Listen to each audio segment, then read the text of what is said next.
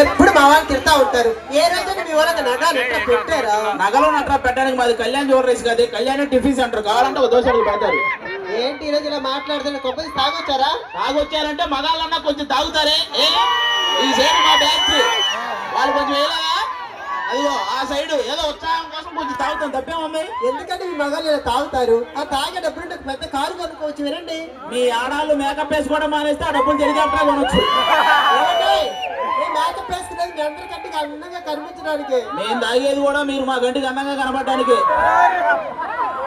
అందుకే వీళ్ళ సరళతో గొడవ వేసుకుంటారు. ఆ విషయం వాళ్ళకి కూడా తెలియాలి. సరళతో గొడవ అంటే ఇప్పుడు మనం పొద్దున్నే టిఫిన్ చేసే టైంకి ఎవరైనా ఇంటికి వస్తే ఏమంటాం? టిఫిన్ చేద్దరండి అంటాం. మధ్యాహ్నం భోజనం చేసే టైంకి వస్తే భోజనం చేద్దరండి అంటాం. అది రాత్రి పడుకునే టైంకి వచ్చింది రండి అన్నాం, దానిలో గొడవ అయిపోయింది. ఈ మాటలకేం తక్కువలేదు. పక్కన సుబ్బారావుకి పెళ్ళై వారం అవుతుంది, రోజుకో సినిమా తీసుకెళ్తున్నాడు. ఏ రోజు మీరు తీసుకెళ్లారా? నేను చాలా సార్లు అడిగి అది రాలేదు, నన్ను ఏం చేయమంటావు? ఆవిడ కాదండి, నన్ను.